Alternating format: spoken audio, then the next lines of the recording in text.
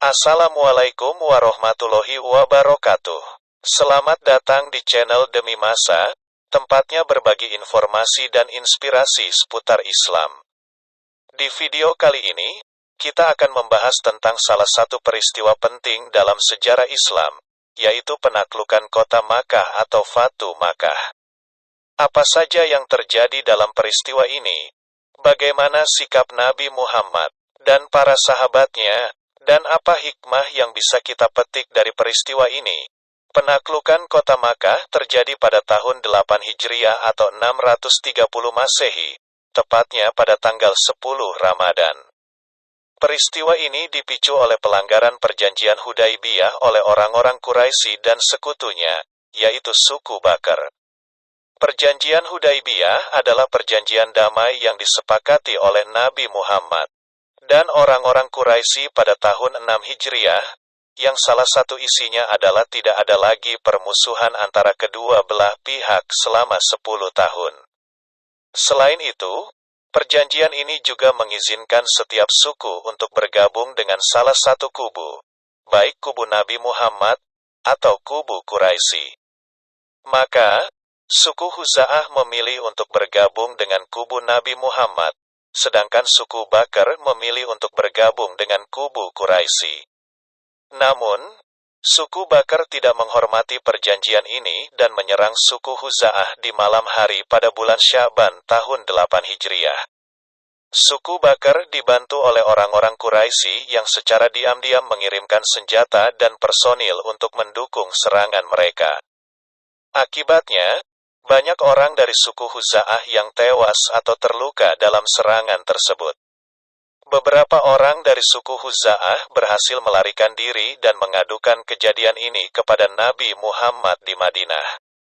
Nabi Muhammad merasa bahwa perjanjian Hudaibiyah telah dilanggar oleh orang-orang Quraisy dan suku Bakr, sehingga beliau memutuskan untuk menyerbu kota Makkah sebagai bentuk pembelaan terhadap suku Huza'ah yang merupakan sekutunya. Beliau mempersiapkan pasukan sebanyak 10.000 orang dari berbagai suku yang telah masuk Islam, termasuk beberapa orang dari suku Quraisy sendiri yang telah beralih ke Islam setelah perjanjian Hudaibiyah.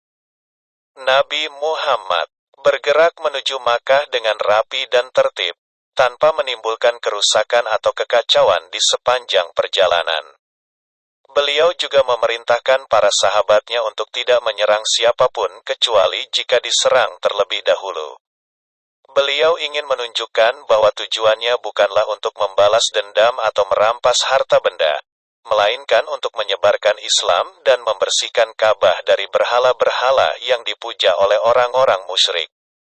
Saat tiba di pinggiran Makkah, Nabi Muhammad memerintahkan para sahabatnya untuk menyalakan api di atas bukit-bukit sebagai tanda kekuatan dan kemenangan mereka. Api-api tersebut tampak menyala dengan indah di malam hari, sehingga membuat orang-orang Quraisy yang berada di dalam kota menjadi takut dan gentar. Mereka menyadari bahwa pasukan Nabi Muhammad telah datang dan mereka tidak memiliki kekuatan untuk melawannya. Salah satu pemimpin Quraisy, yaitu Abu Sufyan bin Harb, keluar dari kota untuk melihat situasi dan mencari jalan keluar dari masalah ini. Dia bertemu dengan Abbas bin Abdul Muthalib, paman Nabi Muhammad, yang juga ikut bersama pasukan Islam. Abbas membawa Abu Sufyan ke tempat Nabi Muhammad, dengan harapan agar Abu Sufyan mau masuk Islam dan mendapatkan perlindungan dari Nabi Muhammad. Setelah berbicara dengan Nabi Muhammad, Abu Sufyan akhirnya mengucapkan 2 kalimat syahadat dan masuk Islam. Nabi Muhammad kemudian memberikan kabar gembira kepada Abu Sufyan, yaitu bahwa siapapun yang berada di rumah Abu Sufyan, atau di dalam Masjidil Haram, atau di bawah pintu Ka'bah, maka mereka akan aman dari serangan pasukan Islam. Abu Sufyan pun kembali ke kota dan menyampaikan kabar ini kepada orang-orang Quraisy. Keesokan harinya, Nabi Muhammad memasuki kota Makkah dengan penuh keagungan dan kemuliaan. Beliau naik unta dan membawa pedang yang tidak ditarik dari sarungnya. Beliau menundukkan kepalanya sebagai tanda kerendahan hati dan kesyukuran kepada Allah Subhanahu wa Ta'ala. Di belakangnya, para sahabat mengikuti dengan tertib dan hormat. Mereka membaca takbir, tahmid, dan tahlil sebagai ungkapan rasa syukur dan pengagungan kepada Allah Subhanahu wa Ta'ala. Nabi Muhammad menuju ke Ka'bah, tempat yang paling suci dan mulia bagi umat Islam. Di sana, beliau menghancurkan berhala-berhala yang ada di dalam dan di sekitar Ka'bah dengan tongkatnya. Beliau juga membersihkan Ka'bah dari segala kotoran dan noda yang menempel di dinding-dindingnya. Beliau kemudian memasuki Ka'bah dan melakukan salat di dalamnya.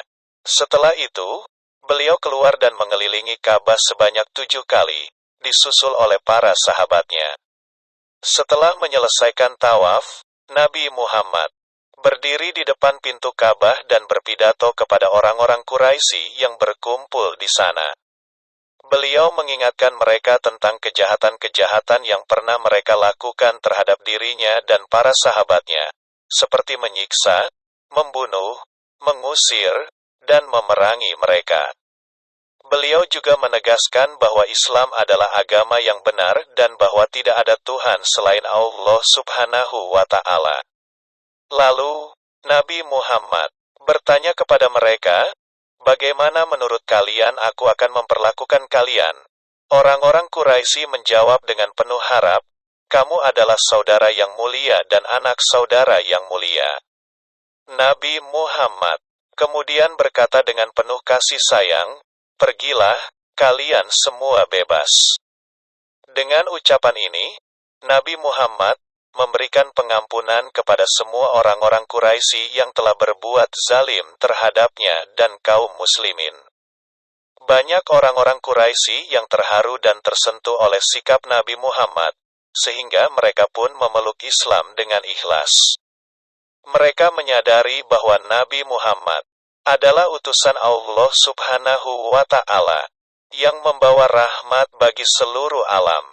Mereka juga menyadari bahwa Islam adalah agama yang penuh kedamaian dan keadilan, yang tidak mengenal permusuhan atau permusuhan. Dengan demikian, penaklukan kota Makkah selesai dengan damai tanpa pertumpahan darah sedikitpun. Ini adalah salah satu kemenangan terbesar dalam sejarah Islam, yang menandai berakhirnya perlawanan orang-orang musyrik terhadap dakwah Nabi Muhammad. Dengan penaklukan ini, Islam semakin berkembang dan tersebar di seluruh semenanjung Arab dan bahkan ke luar negeri. Dari peristiwa penaklukan kota Makkah ini, kita bisa mengambil beberapa hikmah sebagai berikut. 1.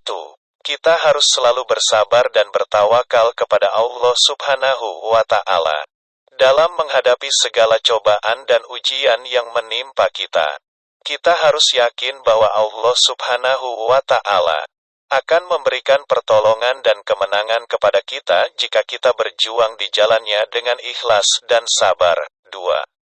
Kita harus selalu menjaga perjanjian dan kesepakatan yang telah kita buat dengan orang lain, baik itu sesama muslim maupun non-muslim.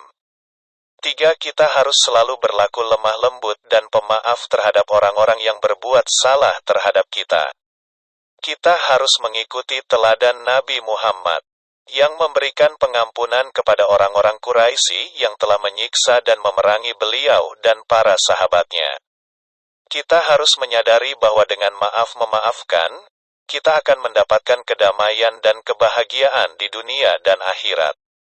4. Kita harus selalu berdakwah dengan hikmah dan cara yang baik kepada orang-orang yang belum mengenal Islam. Kita harus menunjukkan akhlak dan perilaku yang baik sebagai contoh dan bukti kebenaran Islam.